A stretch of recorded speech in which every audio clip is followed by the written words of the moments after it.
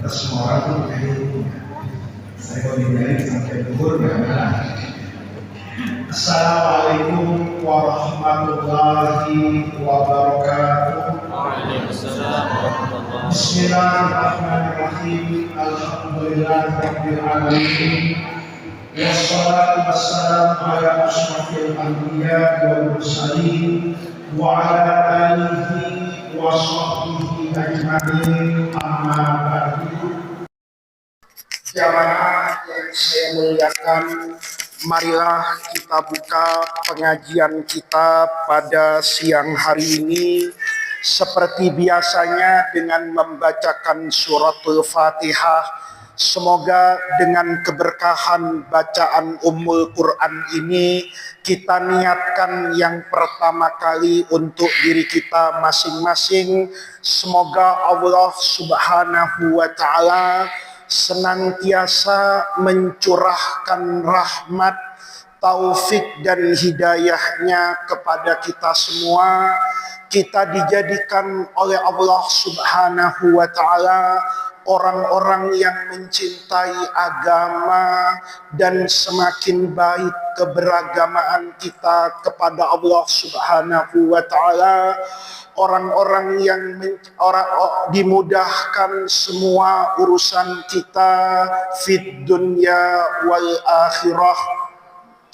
Niat yang kedua, kita niatkan bacaan suratul Fatihah ini untuk kedua orang tua beserta keluarga kita semua. Semoga mereka yang masih hidup diberikan oleh Allah Subhanahu wa ta'ala kesehatan yang baik, kesembuhan dari segala penyakit, rezeki yang halalan thayyibah, umur yang panjang dalam ketaatan kepada Allah Subhanahu wa ta'ala, dimudahkan semua urusan mereka fid dunya wal akhirah. Niat yang untuk keluarga kita yang sudah meninggalkan kita semua, semoga Allah Subhanahu wa ta'ala senantiasa melapangkan kehidupan mereka di alam kuburnya, mengampuni segala khilaf dan dosa mereka, serta menyatukan kita semua bersama mereka kelak di dalam surganya. Niat yang ketiga, kita niatkan bacaan suratul Fatihah ini untuk semua orang yang telah berjasa dan berbuat baik kepada kita semua. Semoga Allah Subhanahu wa ta'ala senantiasa menerima amal ibadah mereka serta membalasnya dengan balasan yang berlipat ganda. Ala hadhihi niyah wa ala kulli niyatin shalihah wa ila hadratin nabiyil mustafa Muhammadir Rasulillahi al-Fatihah. A'udzu billahi minasyaitonir rajim. Bismillahirrahmanirrahim. Alhamdulillahi rabbil alamin arrahmanir rahim maliki yaumiddin.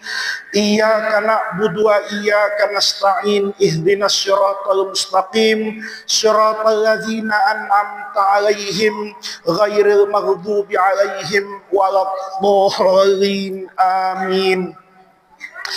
Jamaah sekalian yang saya muliakan, pengajian kita pada siang hari ini tentu meneruskan dari apa yang kita bahas pada pengajian yang lalu.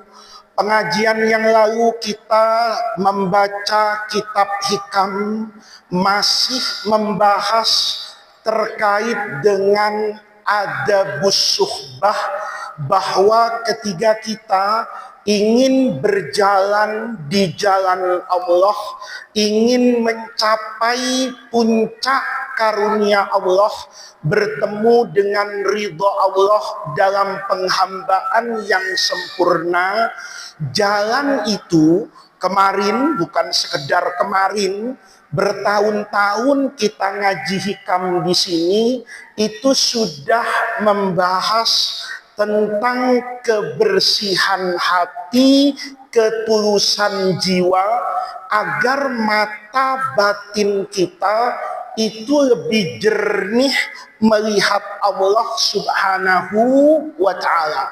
Maka setelah kita belajar tentang itu, pentingnya ikhlas, pentingnya penghambaan, Imam Ibnu Athaillah As-Sakandari mengingatkan kepada kita pada hikam yang kemarin kita bahas, bahwa untuk mencapai Allah itu tidak cukup hanya dengan kebersihan hati, jangan kebeningan jiwa, tetapi juga dibutuhkan lingkungan yang mendorong dan menjaga kebersihan kita kepada Allah.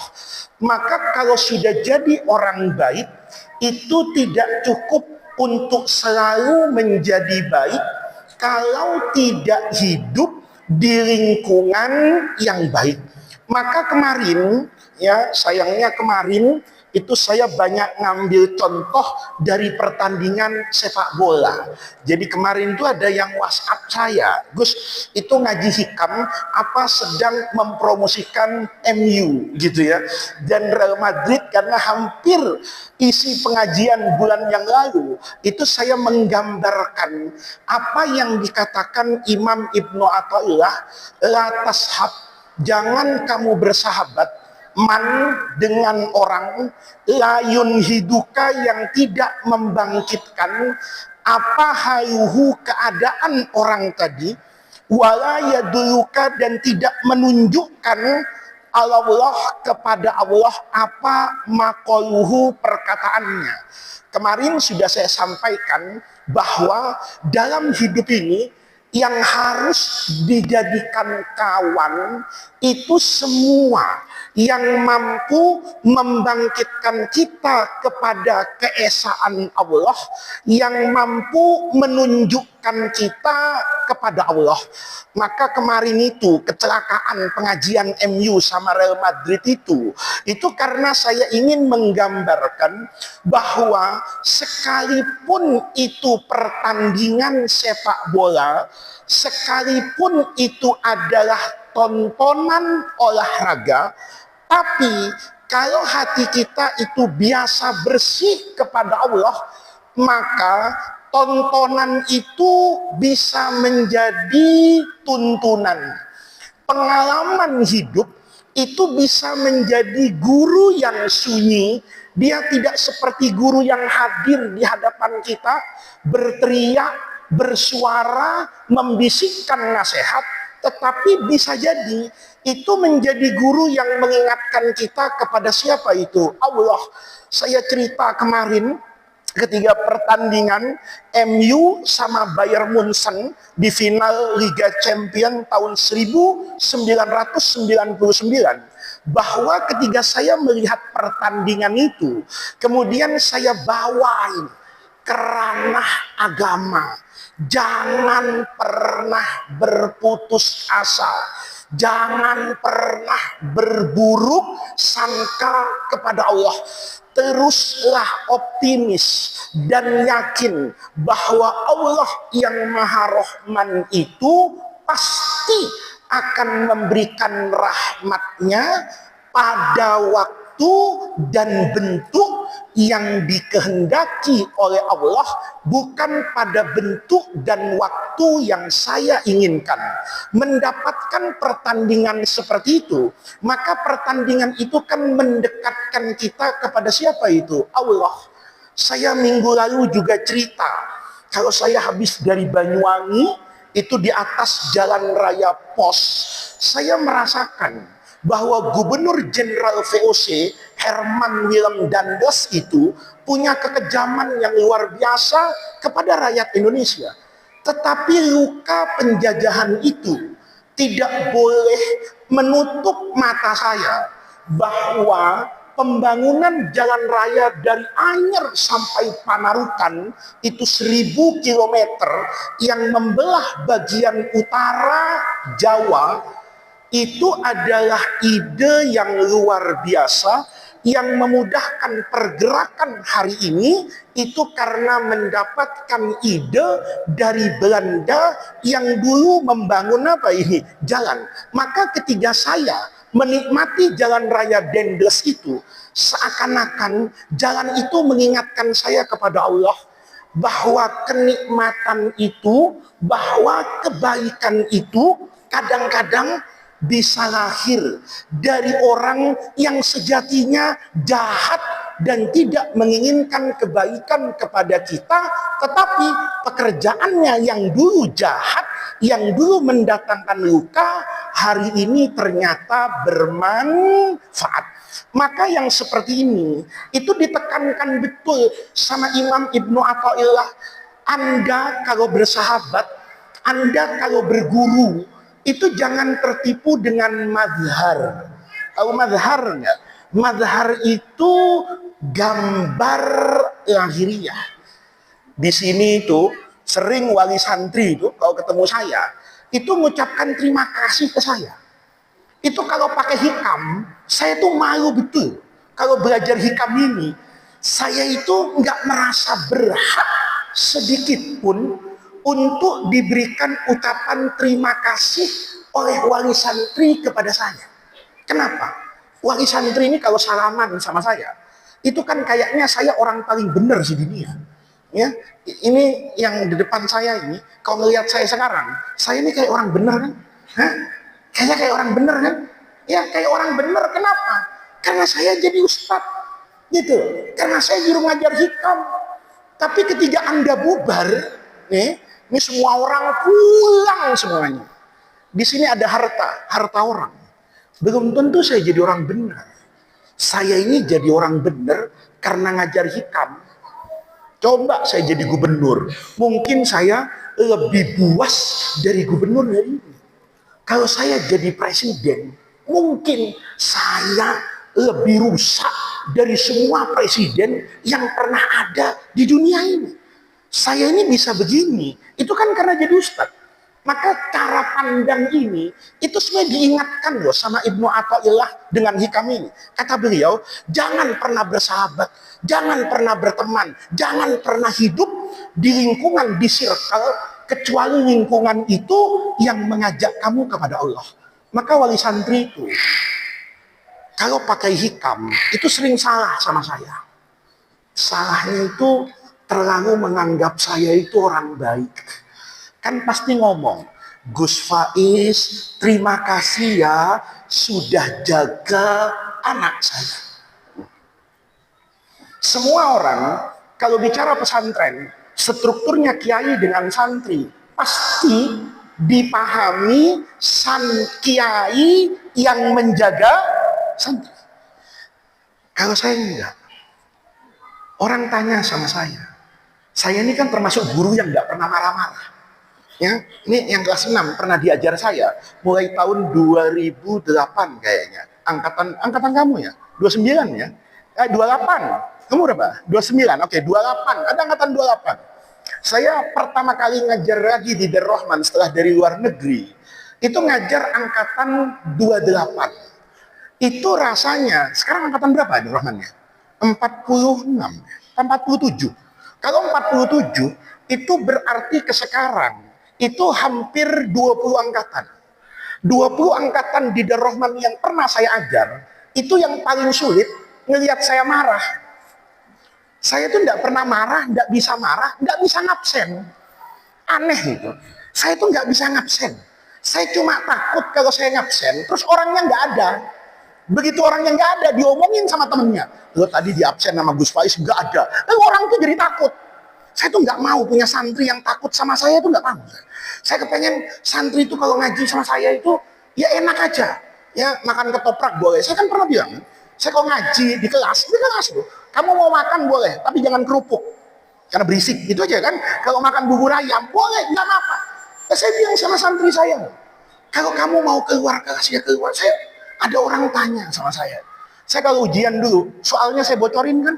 Saya nggak pernah saya mau ujian, awas kamu. Sulit, nggak ada.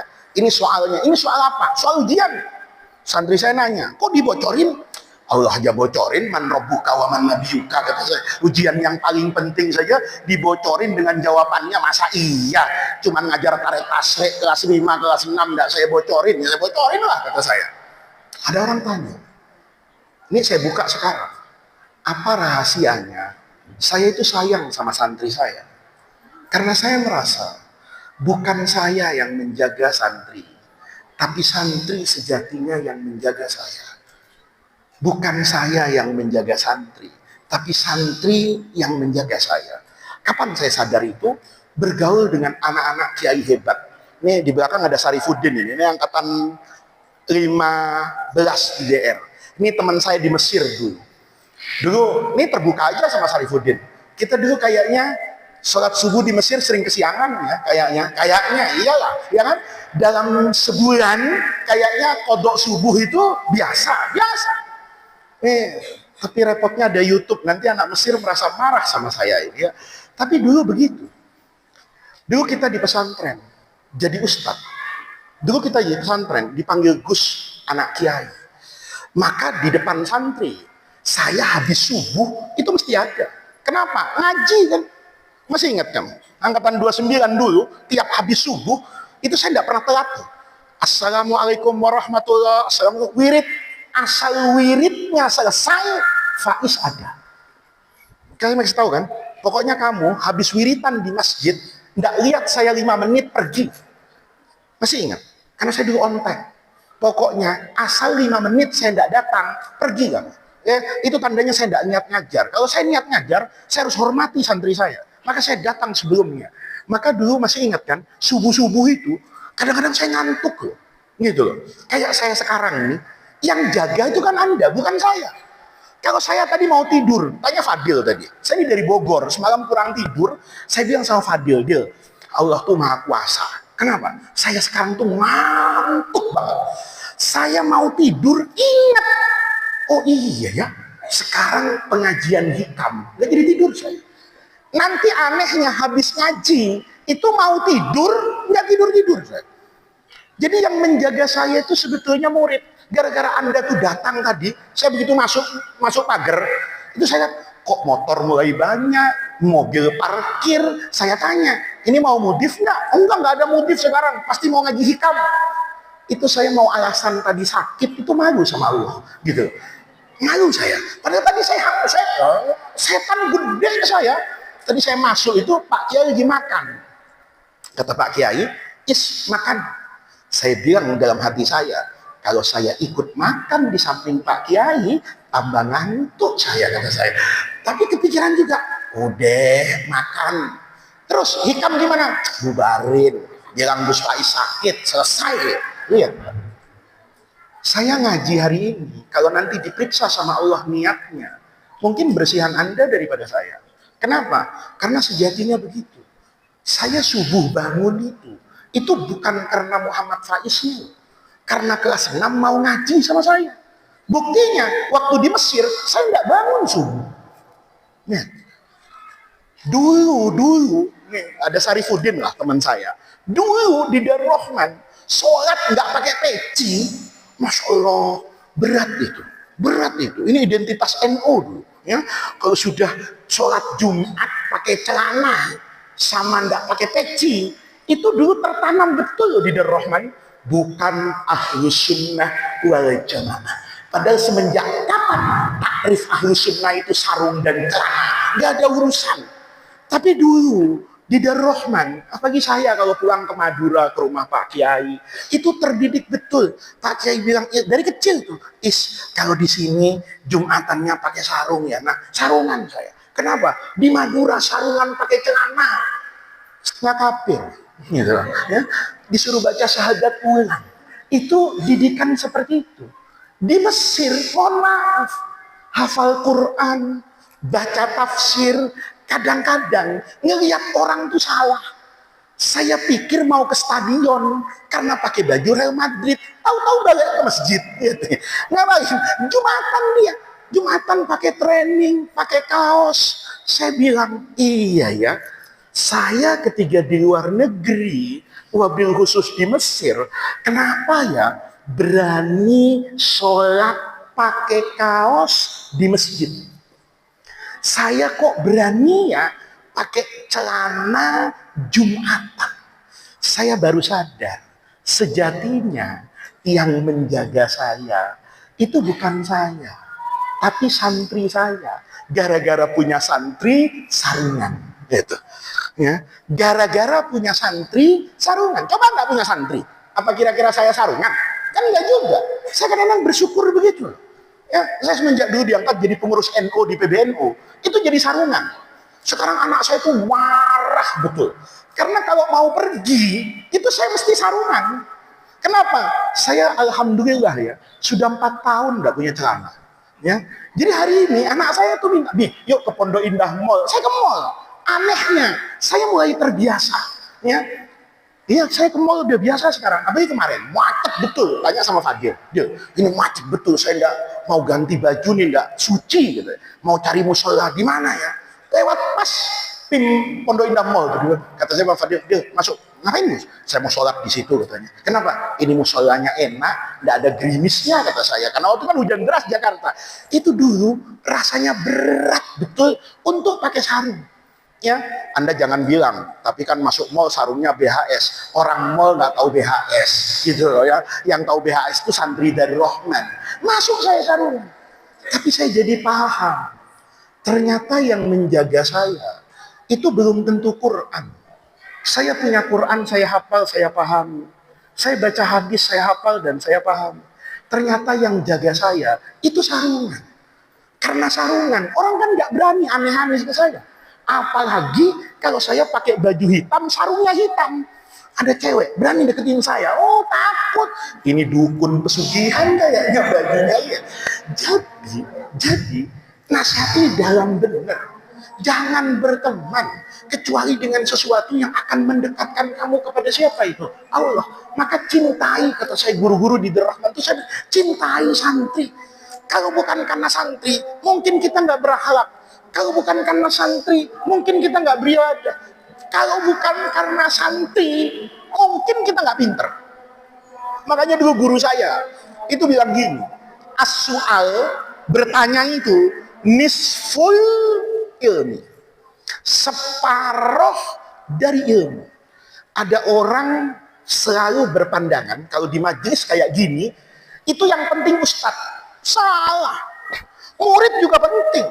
Coba, kalau muridnya bodoh-bodoh, saya ngajarnya sembarangan. Saya kalau ngajar hikam di Darul Rahman, itu semalaman baca kitab saya. Kenapa? Yang hadir al-mukarram. Gitu loh. Kalau di lapangan, saya salah i'rab, diem semua. Tapi saya salah di sini, ini banyak yang mungkin sudah doktor. Ini mungkin banyak yang sudah hatam Fathul Wahab. Kalau saya aneh-aneh, kelihatan bodoh, sepi pengajian ini. Maka sejatinya yang membuat pinter saya siapa? Tatapan Anda ini loh. Ya, Anda ketika menatap saya di Darul Rahman sekarang, itu saya ngeri. Rozak ini saya nggak ngeri dulu. Waktu angkatan 30. Ngaji di kaki saya tiap subuhnya. Nah. Tapi sekarang sudah tamat dari Darul Rahman sekian tahun. Kan dia tambah pinter. Kan dia tambah ngaji. Kalau saya 15 tahun tambah pinter, dia juga sama. 15 tahun tambah pinter. Begitu saya ngelihat nih, ngaji alumni, maka sejatinya yang meminterkan saya itu bukan saya. Tapi Anda yang datang ke saya. Ngelihat kan sebagian ya, ada yang muda, ada yang as-sabiqunal awwalun, dan macam-macam nih. Kalau ngaji hikam nih, ya. Kalau ngaji hikam di masjid ini kan aromanya juga beda-beda. Ada yang parfum wangi, ya kan? Ada yang minyak angin, ya kan? Itu kan, wah, kalau yang parfum wangi-wangi nggak takut saya. Tapi kalau sudah bau minyak angin, ini mateng ini dengan ngaji ini, saya nggak bisa main-main. Itu maknanya, kata Ibnu Athaillah, kadang-kadang kita tidak merasa bahwa yang menjaga itu santri kita. Kenapa? Karena kita pernah hidup tanpa santri, ternyata kita itu hanya bisa baik kalau jadi ustaz. Kita itu hanya bisa pinter kalau ngajar. Kalau kita tidak punya kewajiban ngajar, sejatinya kita itu orang yang apa ini? Yang bodoh. Nah, ini para hadirin, itu yang ditekankan oleh Imam Ibnu Athaillah. Jadi mulai sekarang itu pinter-pinter cari lingkungan, pinter-pinter cari tempat, pinter-pinter cari teman. Begitu temannya baik, itu pasti akan mengarahkan kepada sesuatu yang baik. Maka setelah teman, ini dikasih lagi.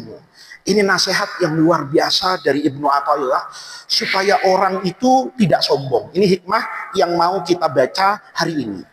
Setelah kita berteman dengan orang tadi yang mampu mendorong kita kepada Allah, berarti pesannya kita itu kalau berteman, bertemanlah dengan orang baik yang mendorong kita untuk semakin dekat kepada Allah. Jangan berteman dengan orang tidak baik. Apa bahayanya? Bahayanya itu sombong. Lihat nih. Rubbama, ini hikmah yang selanjutnya, lanjutan dari yang minggu lalu. Rubbama kunta musian fa'arakal ihsana minka suhbatuka ila man huwa aswa'u halan minka. Rubbama, ada kalanya, boleh jadi, bisa saja, kunta, kamu musian, sejatinya masih bodoh, sejatinya kamu itu musian, masih jahat. Tetapi orang yang jahat ini kadang-kadang sudah merasa baik. Ini banyak kan? Kita kadang-kadang ini baru sholat tahajud 2 hari, itu merasa Imam Ghazali. Gitu. Kita ini baru dapat potongan TikTok dari orang alim, maka potongan itu dijadikan dalil untuk menghakimi banyak orang. Banyak kan kita? Baru ngaji gini, oh iya, salah. Udah kayak paling bener sendiri. Padahal baru dapat satu apa itu? Bukan satu ilmu, satu potongan TikTok. Ini kata Imam Ibnu Athaillah, bahayanya orang berteman bukan dengan orang baik. Itu bahayanya rubbama, boleh jadi seringkali kunta musian.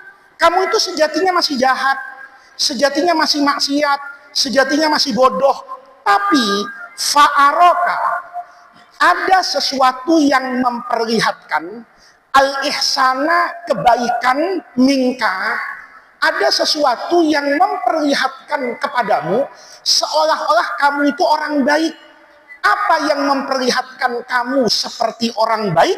Suhbatuka, persahabatanmu ilaman huwa, kepada orang aswa'u, yang lebih jahat, yang lebih bodoh, halan keadaannya minka.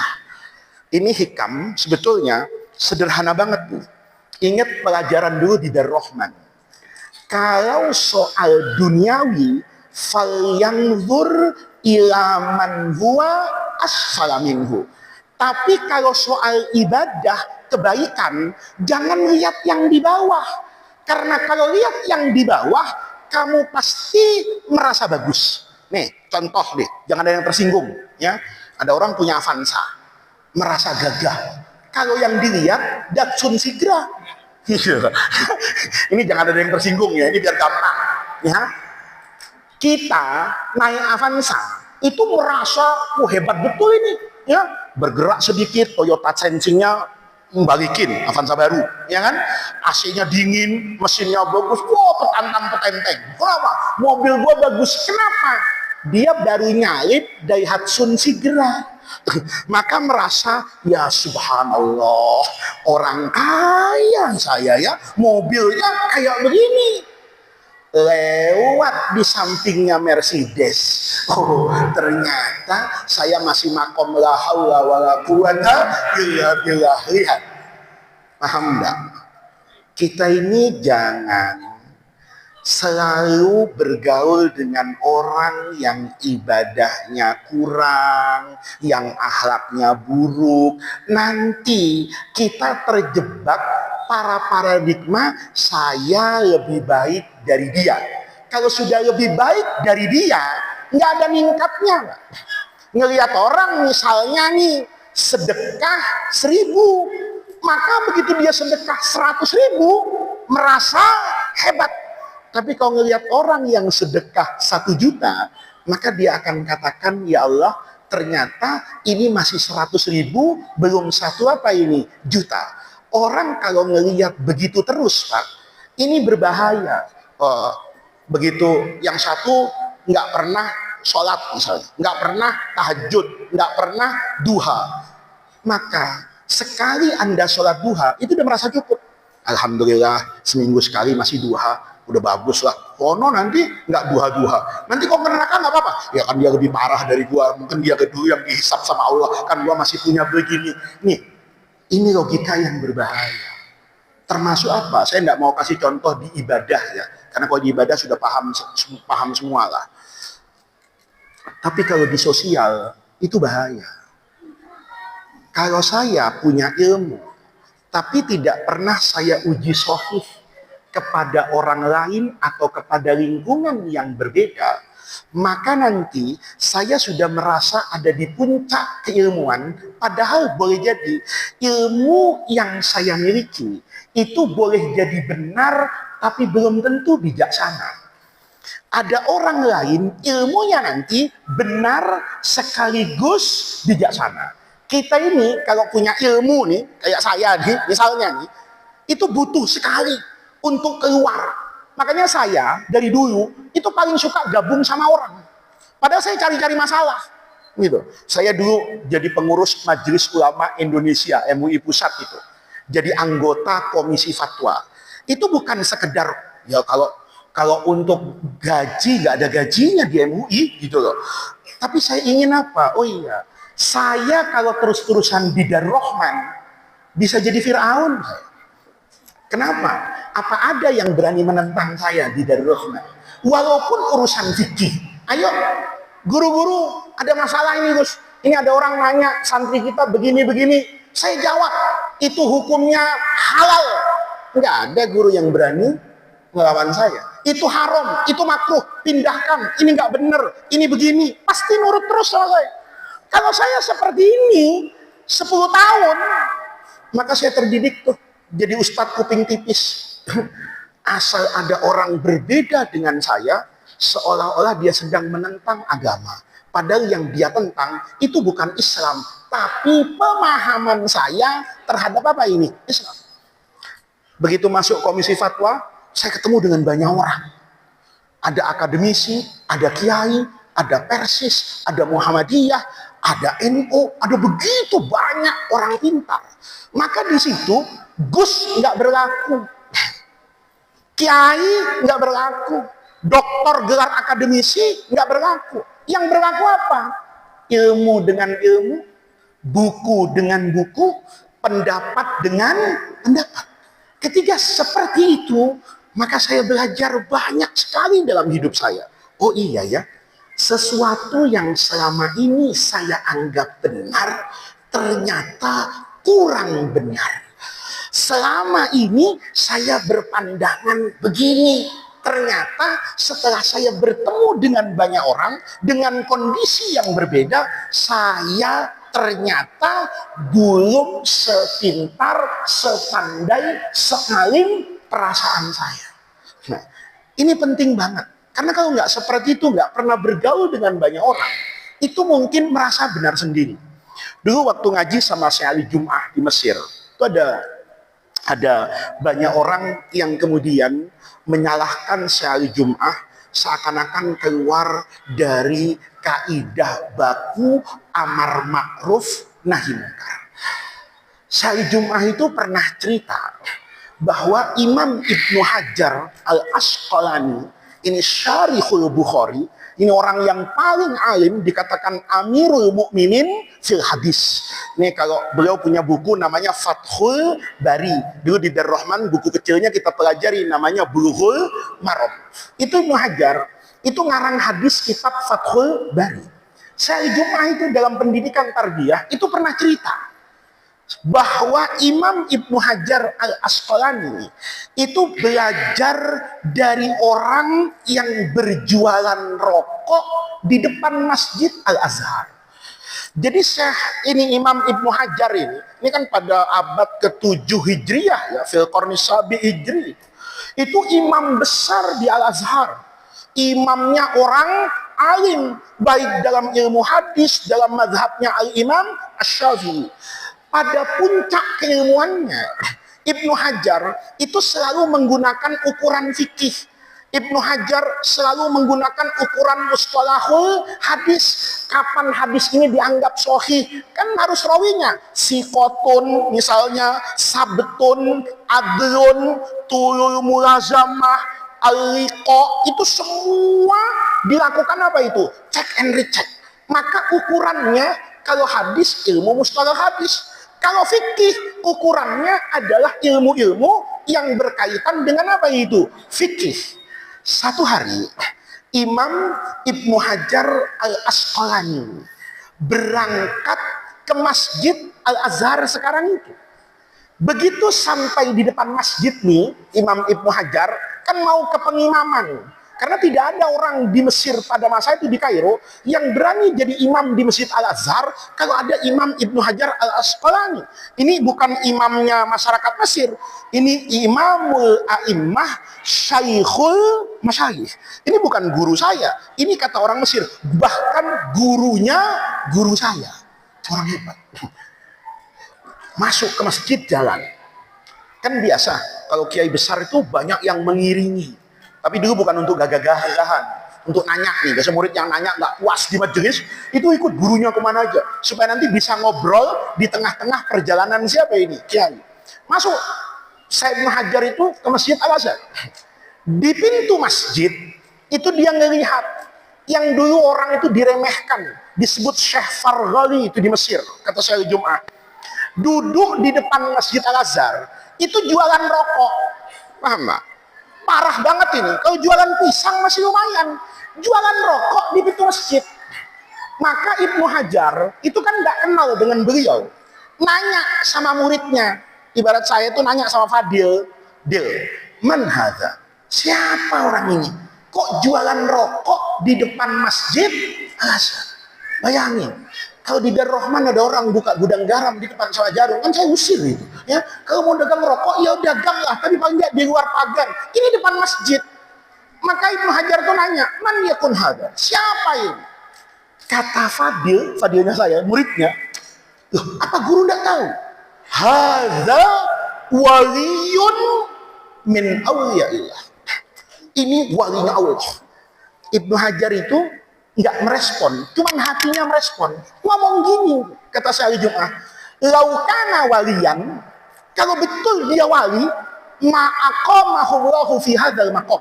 Nggak mungkin, masa wali jualan rokok? Pantasnya wali mimpin tarekat, wali mimpin manakibah. Kok wali mereknya super, jarum super? Nggak mungkin gitu. Itu Ibnu Hajar cuma ngomong di dalam hati itu, nggak membuli itu. Ya, kalau kita kan sudah bukan cuma dibully, difoto, masukin TikTok, viralkan. Wali sesat kan begitu bilang. Maka saya gimana nanya, man yakunu hadza? Kata muridnya, hadza waliyun min awliyaillah. Ibnu Hajar enggak kepengen ngomentari dan mencaci orang. Cuman hatinya enggak terima. Membuli tapi dalam hati. Laukana waliyan ma'aqamallahu fi hadza al-maqam. Kalau dia wali, tidak mungkin. Masa wali jualan rokok di pintu masjid? Masuk sholat di depan. Jadi imam. Apa yang terjadi? Kata saya Jum'ah, firraqatil ula nasyal fatihata. Lupa nggak baca Fatihah. Kebangetan. Imam Darrohman, Fatihah pasti nggak lupa. Soal watin lari ke wal asri itu biasa. Mungkin Maliki Yaumiddin jadi Malikin Nas, bisa jadi. Itu ada imam terjerat tinggal kan bisa jadi, ya kan? Maliki Yaumiddin, lupa aja Malikin Nas. Kok lari dari Fatihah ke An-Nas, dari watin ke wal asri? Mungkin. Tapi nggak baca Fatihah sama sekali. Buat makom seorang Ibnu Hajar yang hafal jutaan hadis, itu nggak mungkin. Begitu, Allahu Akbar, Bismillahirrahmanirrahim, langsung baca surah. Yang di belakang, Astagfirullahaladzim, imam besar. Tapi semua orang memaklumi. Kan memang manusia itu tempatnya salah dan lupa. Apa yang terjadi? Selesai sholat, ya semua orang memaklumi. Kecuali murid satu nih, yang nakal dan berani. Jadi murid nakal dan berani itu ada manfaatnya. Ya, murid yang berakhlak nih, kalau di Darul Rahman, kelasnya A, absennya 1 sampai 15. Ini biasanya anak-anak yang ahli, pinter, berakhlak. Ini biasanya memaklumi. Tapi yang nakal-nakal itu penasaran. Ada muridnya satu di belakang nggak tenang. Ada apa ini sama guru ya? Kok bisa-bisanya lupa Fatihah semuanya, itu gimana ini? Nggak masuk akal. Maka nunggu orang. Semua orang bubar jalan. Dia menghadap Imam Ibnu Hajar Al-Asqalani. Maulana Syekh, saya minta waktu. Ada apa? Saya mau tanya. Tanya apa? Tanya tapi jangan ada orang, berdua aja. Oh ya silakan, kata Imam Ibnu Hajar. Apa pertanyaan? Tanya aja gampang. Guru, kok bisa guru? Fatihah lupa rakaat pertama itu gimana ceritanya guru? Kalau saya ditanya begitu sama santri saya, udah pikirin besok ujian, pikirin Fatihah saya lagi, Alfiyah yang bener apalin, kan gitu kan. Ibnu Hajar itu memang tawadhu orangnya. Mendengar, kata dia, oh kamu ingin tahu itu ya? Iya guru, saya penasaran guru. Ini kejadian apa? Isyarat apa? Loh, yang namanya Imam Ibnu Hajar lupa Fatihah. Kalau sekarang itu viralnya lebih viral dari ributnya PBNU itu, ya kan? Ya kan, lebih viral dari itu. Ini kok bisa? Ibnu Hajar Al-Asqalani lupa Fatihah kullaha tidak dibaca. Kata Ibnu Hajar, ya wajarlah. Namanya manusia, saya juga punya hilaf dan lupa. Muridnya ini karena bandel, ngeyel. Nggak mungkin guru nggak mungkin lupa. Guru hafalannya kuat. Kata Ibnu Hajar, ya setiap orang pasti pernah lupa. Nggak mungkin. Guru ini tidak mungkin lupa kecuali, berani banget ya, kecuali guru ada dosa sama Allah. Kalau saya jadi saya tampar murid saya, ya kan? Nuduh saya dosa. Kan guru tidak mungkin. Kalau saya guru lupa Fatihah, lupa sholat, itu pantas. Emang saya murid kebelangsak, kan begitu. Tapi Ibnu Hajar Al-Asqalani, Imamul A'immah, Amirul Mukminin fil hadis, tidak mungkin lupa kecuali ini hukuman atas dosa yang guru kerjakan. Jadi kalau punya murid yang rada kurang ajar itu ada manfaatnya. Saya bisa cerita kayak gini. Coba muridnya tawadhu semua, nggak ada ceritain. Ibnu Hajar kalau kata sekarang itu kena mental. Kenapa kena mental? Dia lupa Fatihah. Maka ada orang yang mengingatkan, ini penting. Jadi kiai itu jangan tinggi hati, gitu loh. Jangan semuanya tuh kiai benar. Enggak. Muridnya begitu dengar guru, tidak mungkin seorang Imam Ibnu Hajar Al-Asqalani bisa lupa Fatihah kecuali ada dosa besar irtakabtahu fi haqqin nas. Wah, gimana? Holis berani nggak ngomong kayak gitu sama saya? Yakin nggak berani? Ya, biar angkatan senior nggak berani. Orang ini berani sekali. Ibnu Hajar ini guru yang baik, hamba yang baik, merasa mikir-mikir iya juga ya.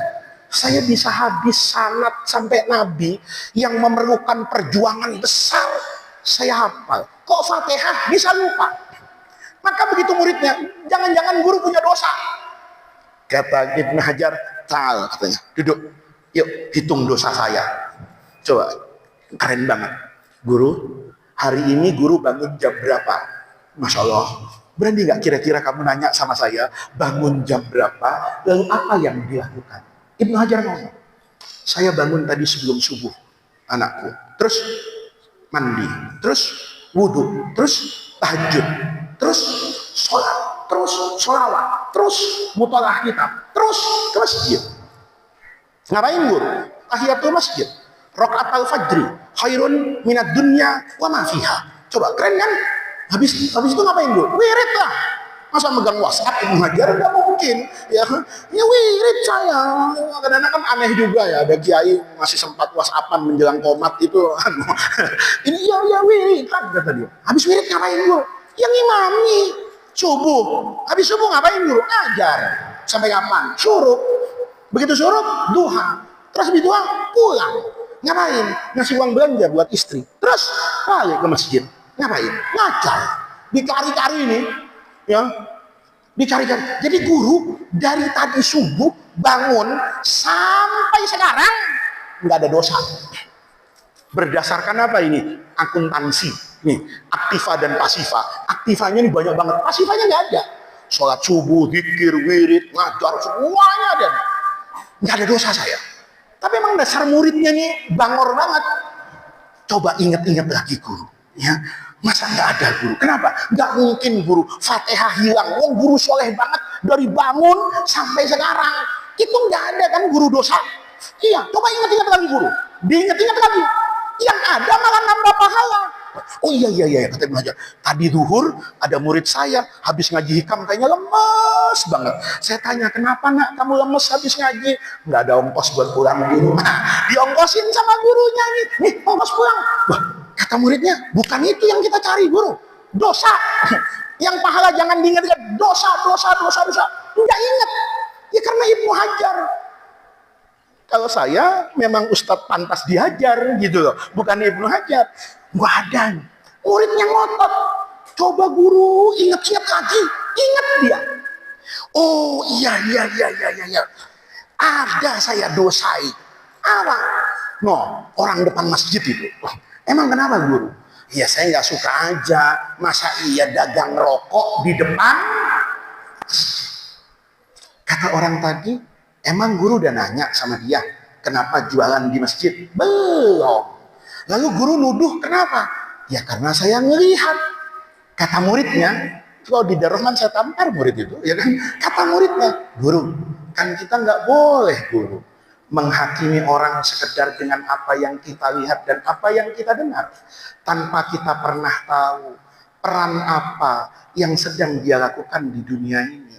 Jangan mudah melihat orang mengerjakan sesuatu yang tidak pantas menurut kita, karena boleh jadi pekerjaan yang tidak pantas menurut kita itu sangat pantas dikerjakan oleh orang itu karena situasi dan kondisinya yang berbeda. Bukankah agama itu selalu mengedepankan husnuzon?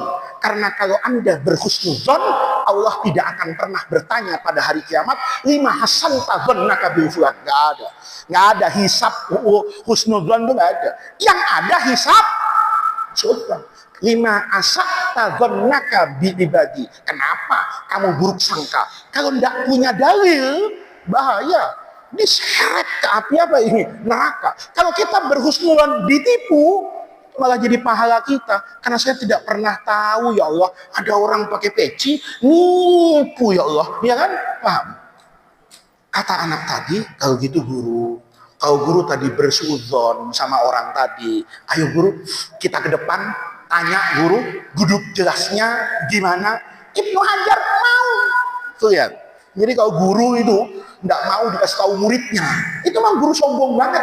Ibnu Hajar mau dituntun sama muridnya. Tahu mana ya Syekh, katanya. Ayo kita ke depan, tanya sama orang tadi. Nanya. Imam Ibnu Hajar, Salih Jum'ah itu ceritanya itu menarik banget. Begitu sampai di depan orang tadi, Salih Jum'ah itu si Imam Hajar itu langsung ngomong gini, Al-Fatihah. Kan dia merasa kehilangan apa ini? Fatihah. Maka di depan orang tadi, Maulana Syekh Farghali ini, itu langsung ngomong Al-Fatihah. Maka orang tadi itu jawab, kamu nuduh saya mencuri Fatihahmu ya? Kan beliau lupa Fatihah kan? Berarti Fatihahnya apa? Hilang kan? Kalau hilang berarti dia apa kan? Dicuri kan? Maka saya Hajar kata Salih Jum'ah, Al-Fatihah katanya. Kata dia, kamu nuduh saya mencuri. Kata Ibnu Hajar, tapi Fatihah saya hilangnya karena kamu. Kayaknya hilangnya karena kamu. Maka Salih Jum'ah cerita itu. Syekhnya itu ingin tidak ada dusta di antara mereka. Saya tidak mencuri Fatihahmu. Kalau nggak percaya, fatishni. Periksa, katanya. Dibuka jubahnya.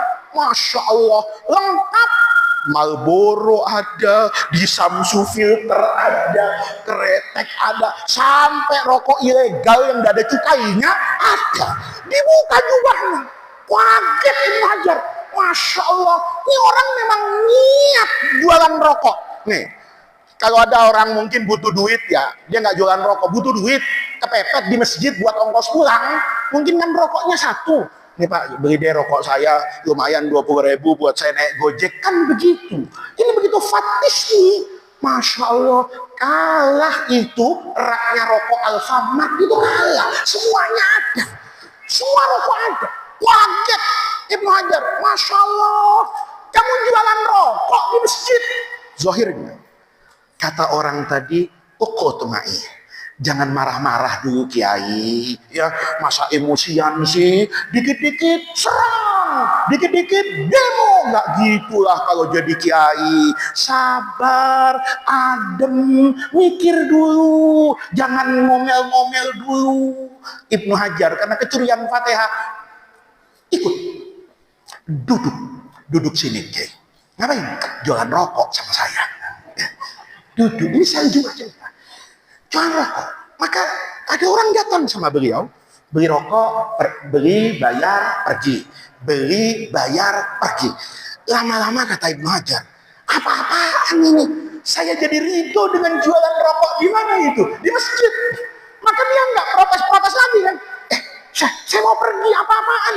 Jualan rokok di sini, kenapa? Kata orang tadi, sudah. Kalau kamu sudah tidak sabaran di sini, nanti ada orang beli rokok sama saya. Terus kalau dia sudah bayar, pergi, kamu ikuti dari belakang. Oke. Pergi, datang beli rokok, bayar transaksi, diambil di samsunya, pergi dari masjid. Ibnu Hajar ikut dari belakang. Sampai di Jalan Timbul, nih bisa di sini nih, rokoknya dinyalain. Begitu dinyalain, diisap. Masya Allah, orang itu muntah-muntah. Untung aja paru-parunya enggak keluar. Muntahnya itu parah, kata saya Jumat Jumat. Muntah-muntah. Orang ini takut. Masya Allah, ini kalau mati, saya terlibat loh, karena ikut duduk di samping tukang rokok, kan begitu kan? Lari Ibnu Hajar. Kata Ibnu Hajar sama orang tadi, rokok apa yang kamu jual?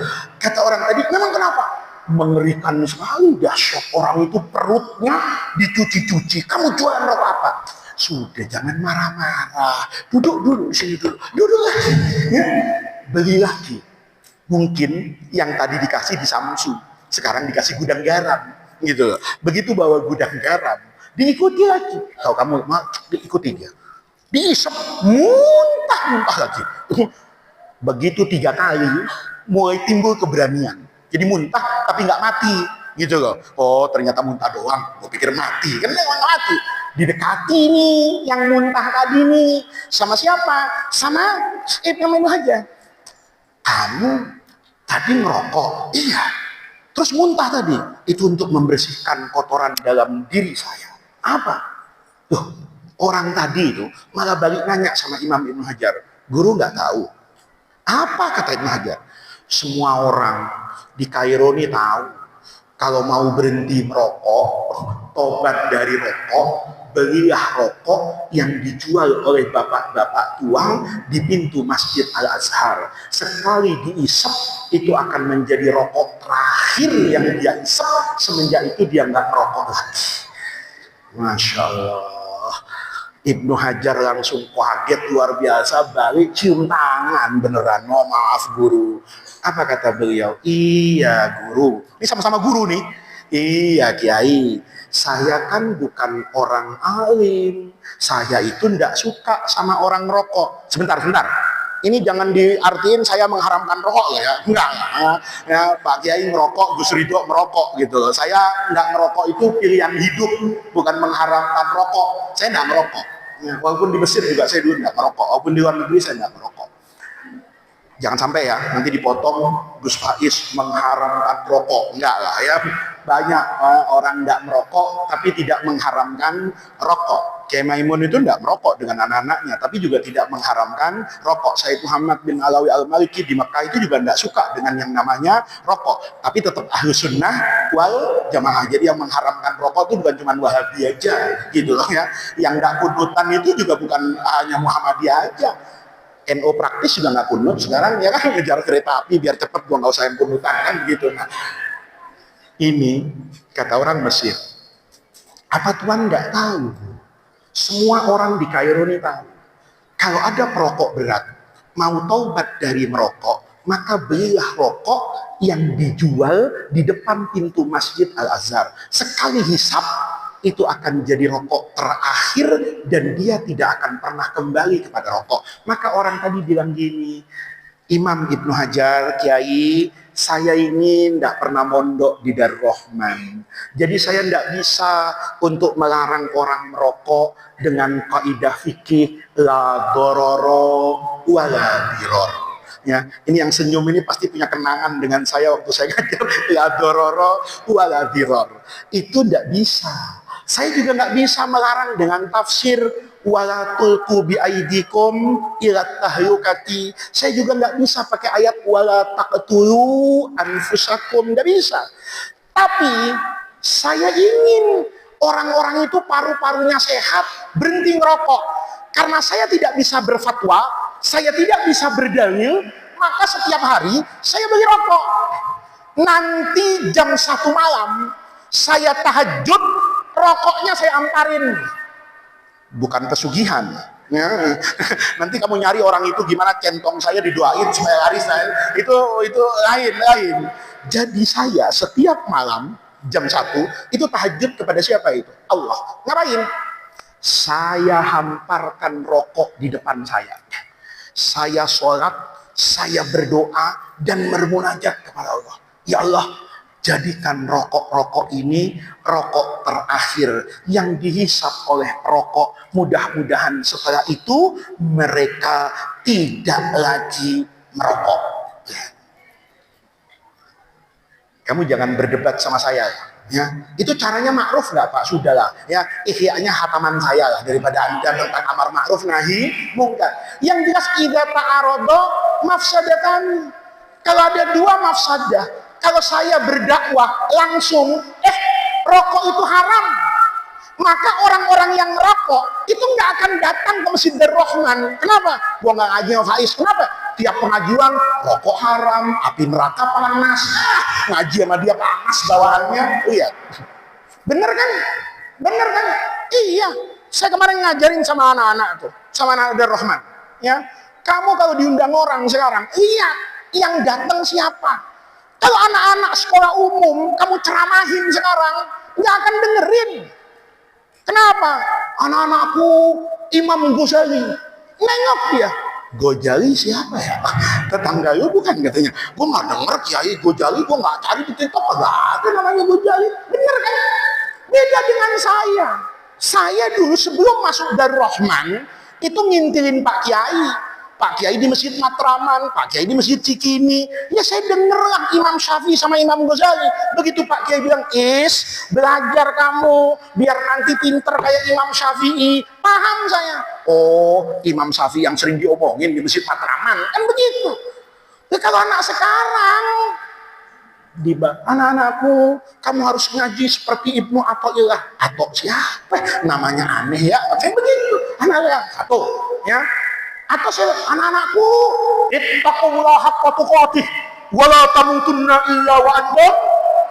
Anak sekarang, gua nggak ngaji sama dia, ngeri. Dikit-dikit wala ta'ala, dikit-dikit haram, sempit gua ngaji sama dia. Iya. Apa dia salah? Salah. Tapi cara saya berdakwah juga salah. Coba saya bikin film animasi Scooby-Doo Tobat, Masya Allah. Ya kan?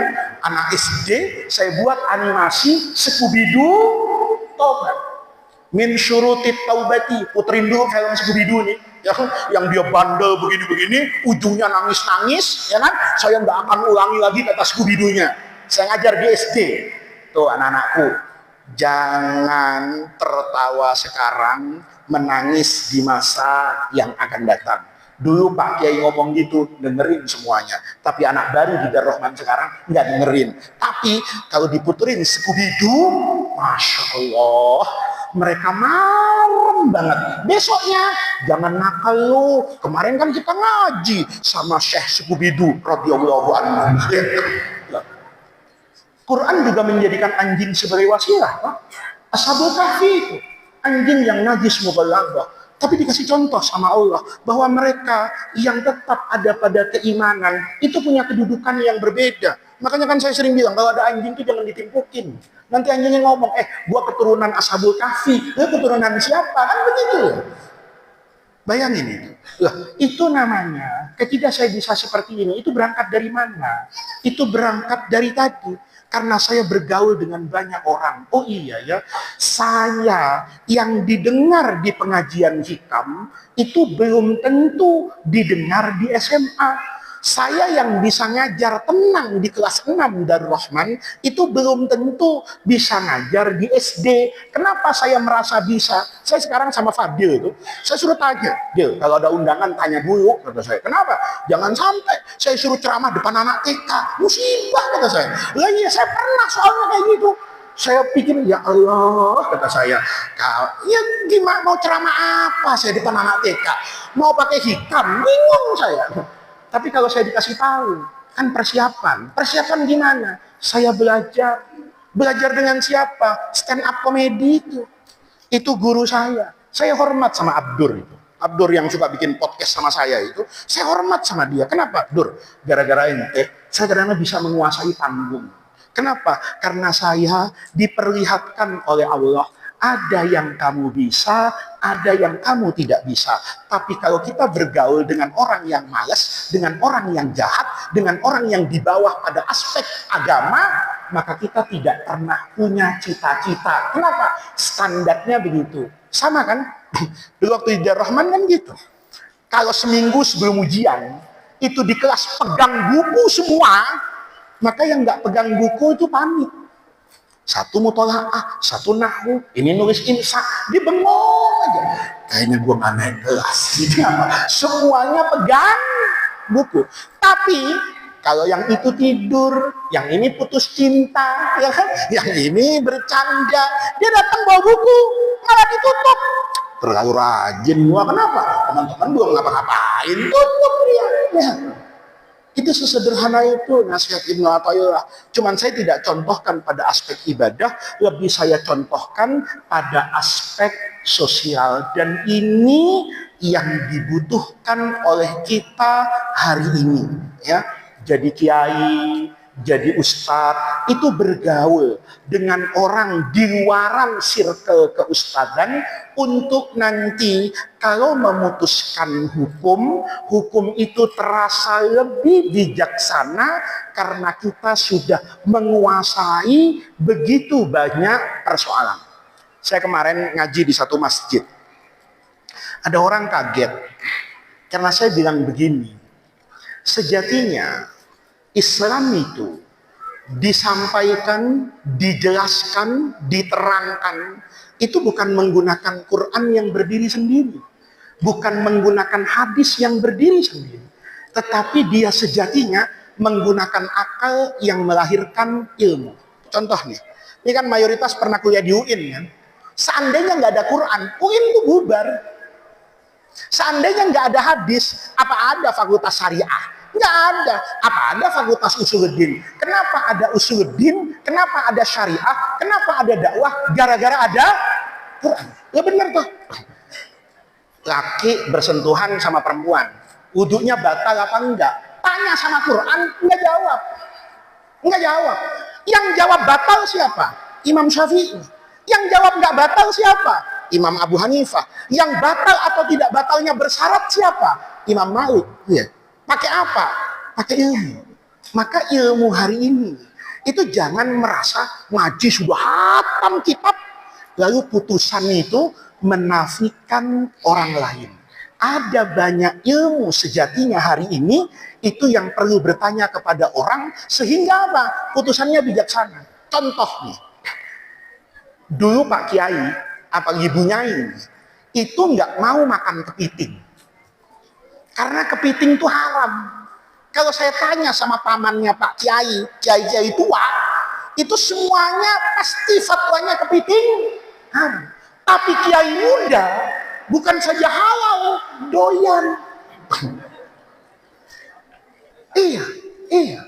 Saya dulu dengan Gus Ridho, tanya Gus Ridho dulu yang, ya, dulu tuh menyentuh kepiting tuh takut, masih kecil. Tanya sama Kak Arit, megang kepiting tuh kayak megang babi. Gitu. Haram, haram, haram. Kenapa? Karena kita ngajinya kepiting itu haram. Tahun 2000, ini masalahnya. Majelis Ulama Indonesia, NU, Muhammadiyah, itu dalam diskusinya ngundang Profesor Kepiting. Itu masalahnya. Ditanya secara sains, Prof, kepiting itu binatang darat, binatang air, apa amfibi, darat dan air? Profesor Kepiting bil ijma, ini penting nih, ya, bil ijma. Ijma'nya bukan Sukuti loh, ijma bayani. Semua ru'us kepiting, ya, ahli-ahli kepiting, fakaru kepiting, pakar-pakar kepiting, itu sedunia berfatwa bahwa ini binatang air. Semenjak itu semua kiai makan kepiting, bahkan makannya banyak-banyak. Ada teman saya itu habis bahas fatwa kepiting, itu makan kepiting satu nampan. Saya tanya, banyak amat makannya. Kodoan ilahi, kodoan wisanawatil madiyati. Ini kodok karena bertahun-tahun kita mengharamkan kepiting. Lihat. Kenapa kepiting itu kemudian sekarang halal? Bukan kiai yang salah, tetapi boleh jadi ilmu pengetahuan tentang kepiting dulu itu terbatas. Yang memutuskan itu bukan kiai. Jangan merasa hebat sendiri. Saya dalam urusan obat, vaksin, itu ngelihat bodoh. Maka saya dulu terima kasih sama Kiai Ma'ruf dulu. Saya dikasih kesempatan untuk sekolah, belajar, ketemu pakar, untuk menentukan. Saya itu termasuk yang ikut debat persoalan kosmetik gitu. Kosmetik itu kan sekarang ada pemutihnya. Pemutihnya itu, semua kosmetik, itu pasti pakai bahan dasar, saya lupa nama kerennya, itu pakai ari-ari. Ya, saya lupa ari-ari bahasa kerennya apa namanya. Apa namanya? Plasenta. Nah, itu pasti itu. Nih, di semua make up itu ada plasenta. Nih, saya tanya plasenta itu apa? Ari-ari. Lalu hukumnya halal apa haram? Itu bukan kiai yang memutuskan. Panggil dulu dokter hewan. Persoalannya jangan bicara ari-ari sapi apa ari-ari sapi juga bermasalah kata saya. Masalahnya di mana? Saya mau tanya, ari-ari itu punya bayinya apa punya ibunya? Karena konsekuensi fikihnya berbeda. Kalau ari-ari itu ikut ibunya, maka ibunya harus disembelih. Karena saya tidak boleh memanfaatkan apapun dari binatang hidup kecuali dia sudah diapakan itu, disembelih. Kalau ini punya anaknya, ya, maka kalau sudah terpisah, anaknya harus disembelih. Kalau masih dalam kandungan ibunya, asal ibunya disembelih, maka anaknya sudah menjadi apa ini? Halal. Maka plasentanya, lihat, nggak sesederhana itu fikih. Terus kiai nggak bisa. Menurut saya itu punya. Menurut saya itu pakai dalil apa kiai? Masa pakai dalil marfu dan mansukh? Nggak masuk akal. Dalilnya apa? Fisiologi. Tuh ya. Begitu saya kenal kayak begitu, saya baru paham, iya ya, ternyata saya belum sepinter yang saya bayangkan. Itu nanti nggak selesai. Plasenta itu daging, telur, apa kotoran? Siapa yang bisa jawab? Ayo, biar Anda punya fatul qorib, fatul muin, sampai fatul izar, sampai buka ya pusing bajunya, itu nggak akan ketemu. Kenapa? Itu bukan urusan kiai.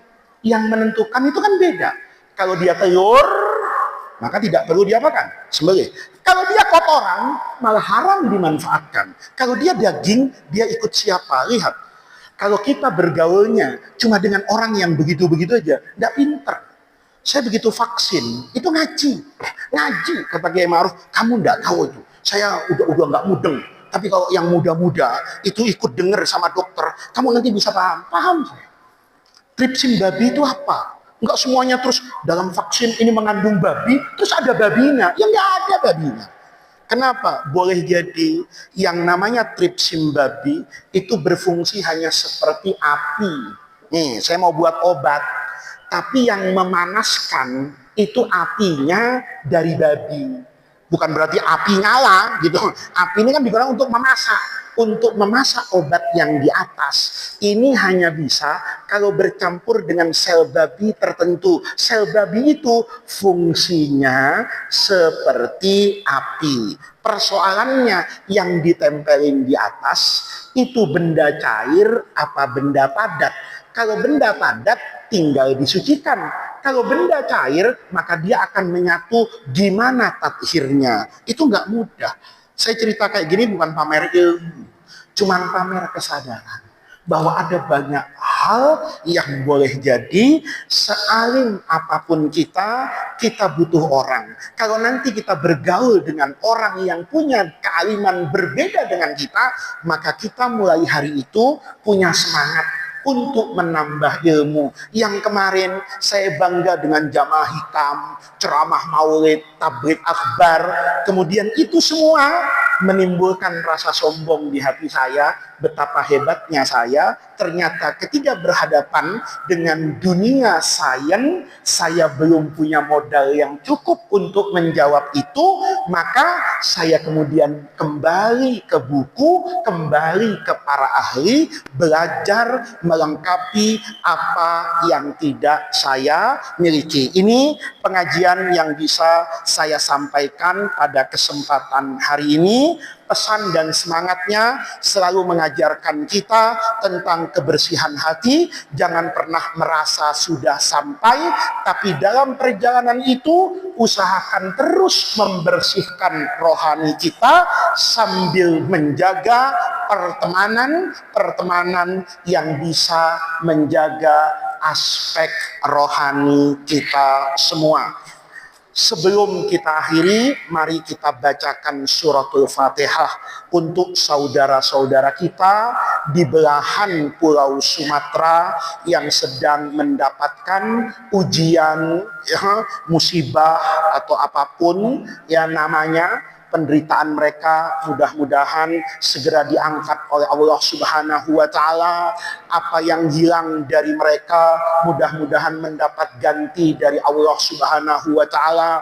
Yang meninggal diampuni dosa-dosanya, yang masih hidup diberikan kekuatan dan ketabahan untuk melanjutkan kehidupannya, dan kita semua diberikan pelajaran yang berharga bahwa kekuasaan Allah itu di atas segala-galanya, bahwa kalau Allah sudah berkehendak, yang kita bangun bertahun-tahun itu bisa hancur dalam bilangan menit dan detik. Mudah-mudahan Allah menjaga tanah tumpah darah Indonesia. Allah berikan hidayah kepada para pemimpin kita, baik pemimpin agama maupun pemimpin negara. Turunkan kepada mereka rasa khosyah kepada Allah Subhanahu wa Ta'ala, rasa syafaqah kepada rakyatnya. Mudah-mudahan pemimpin kita selalu dibersamai oleh Allah, diberikan taufik dan hidayah agar mereka kelak bisa memimpin negeri ini menjadi baldatun thayyibatun wa rabbun ghafur. Kita yang hadir di majelis ini, yang selalu mendengarkan kisah-kisah keteladanan dari orang-orang soleh, membaca tulisan-tulisan dari tulisan orang-orang yang soleh, mudah-mudahan semuanya itu ya Allah dicatat sebagai tawassul dan wasilah kita untuk mendapatkan khairat dunia wal akhirah. Ala hadhihi niyyah wa ala kulli niyatin shalihah wa ila hadratin nabiyil mustafa Muhammadir Rasulillah. Al-Fatihah. A'udzu billahi minasyaitonir rajim. Bismillahirrahmanirrahim. Alhamdulillahi rabbil alamin arrahmanir rahim maliki yaumiddin iyyaka na'budu wa iyyaka nasta'in ihdinas siratal mustaqim siratal ladzina an'amta 'alaihim ghairil maghdubi 'alaihim waladdallin amin. Allahumma bihamdil Fatihah wa bisirril Fatihah wa bikaramatil Fatihah wa bimu'jizatil Fatihah wa bijahi man unzilat alaihil Fatihah ya farijal hammi ya kashifal ghammi ya man li'abdihi yaghfir wa yarham. Allahumma inna nas'aluka wa natawajjahu ilaika bijahi nabiyyika Muhammadin sallallahu alaihi wasallam nabiyyir rahmah. Ya Muhammad ya nabiyyar rahmah, inna tawajjahna bika ila rabbina fi qada'i hawaijina bi rahmatika ya ya arhamar rahimin ya arhamar rahimin irhamna ya arhamar rahimin irhamna ya arhamar rahimin irhamna ya arhamar rahimin irhamna ya arhamar rahimin irhamna ya arhamar rahimin irhamna ya arhamar rahimin irhamna Rabbana atina min ladunka rahmah wa hayyi lana min amrina rasyada Rabbana atina fid dunya hasanah wa fil akhirati hasanah wa qina adzabannar subhana rabbika rabbil izzati amma yasifun wa salamun alal mursalin walhamdulillahi rabbil alamin. Terima kasih, mohon maaf atas kekurangannya. Wallahul muwaffiq ila aqwamit thoriq. Wassalamualaikum warahmatullahi wabarakatuh.